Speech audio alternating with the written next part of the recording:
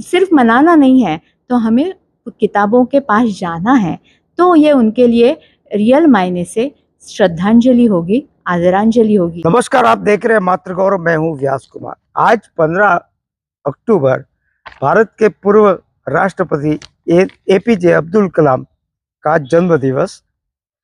दिवंगत डॉक्टर अब्दुल कलाम को यदि उनकी हम जीवनी देखें तो उन्होंने शून्य से शिखर तक की यात्रा कर प्रकृति माँ की गोद में हमेशा के लिए विलीन हो गए, लेकिन आज पूरा देश उनको याद कर रहा है।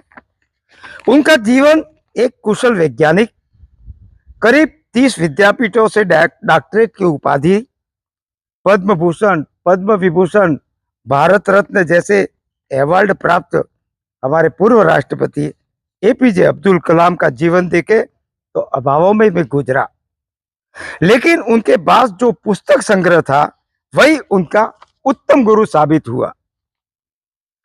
अब्दुल कलाम के जन्म दिवस के अवसर पर केशव षष्ठी स्थित राम भाऊ महालगी प्रबोधिनी में प्रबोधिनी के संचालक डॉक्टर जयंत कुलकर्णी की उपस्थिति में प्रसिद्ध ख्याता दीपाली केलकर ने अपने व्याख्यान के माध्यम से विद्यार्थियों को आज वापस मोबाइल युग से पुस्तकीय ज्ञान की ओर लौटने का आह्वान किया।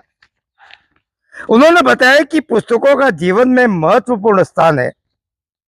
पुस्तकालय के दिलीप राव नवले, भारतीय जनता पार्टी मीरा भाईंदर के जिला अध्यक्ष किशोर शर्मा, राम भाऊ मालगी के अनिल पंचायत सहित अनेक विद्यार्थी भी इस अवसर पर उपस्थित थे और शिक्षा के प्रति, पुस्तकीय ज्ञान के प्रति उन्होंने बच्चों को मोटिवेटेड किया। इस अवसर पर हमने प्रसिद्ध व्याख्याता दीपाली केलकर जी से बात की तो उन्होंने क्या कहा, सुनिए।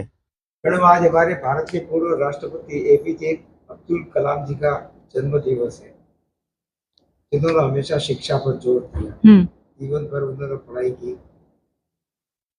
आज के समय में ये जो गूगल बाबा है वो सबसे बड़ा शिक्षक बन गया है।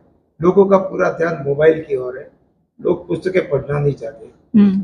हमारे राम भाऊ मालगी प्रबोधिनी की जो लाइब्रेरी है उसमें करीबन 18,000 पुस्तकें हैं। तो आज के इस शुभ अवसर पर आप इन विद्यार्थियों से क्या कहेंगे?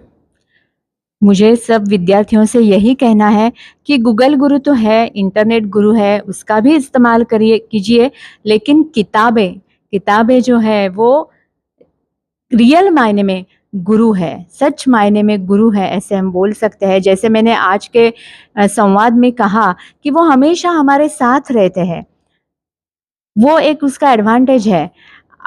मतलब एट द एंड, जब तक हमारा मृत्यु नहीं होता तब तक ये बुक्स, ये किताबें, ये पुस्तकें हमारे साथ रहती है और वो हमें बहुत खूब सिखाती है। पुस्तकों जैसा, किताबों जैसा उत्तम गुरु और उत्तम सखा, उत्तम मित्र भी नहीं है।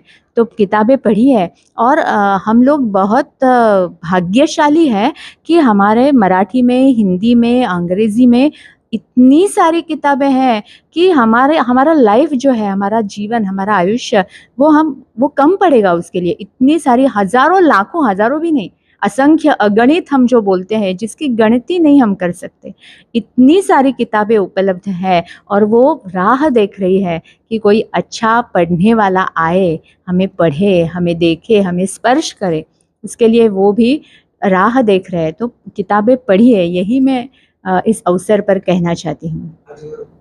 हाँ, हमारे पूर्व राष्ट्रपति अब्दुल कलाम जी का जन्मदिन भी है। उनके जन्मदिन को लेकर आप क्या कहेंगे? उनका जन्मदिन हम वाचन प्रेरणा दिवस इस नाम से हम संपन्न करते हैं और उनको भी किताबों की बहुत उनको रुचि थी और किताबों के लिए उनका अपना खुद का बहुत बड़ा संग्रह था किताबों का। तो इन जो बड़ी व्यक्तियां, हस्तियां जो होती हैं, उनसे हमें कुछ सीखना चाहिए ना, प्रेरणा हमें लेनी चाहिए। हम ये दिन क्यों संपन्न करते हैं, ये दिन क्यों मनाते हैं? क्योंकि उनके चरित्र से हम कुछ प्रेरणा ले, कुछ इंस्पिरेशन हमें मिले, इसके लिए हम ये दिन मनाते हैं। तो इस सिर्फ मनाना नहीं है, तो हमें किताबों के पास जाना है, तो ये उनके लिए रियल मायने से श्रद्धांजलि होगी, आदरांजलि होगी, ऐसे मुझे लगता है।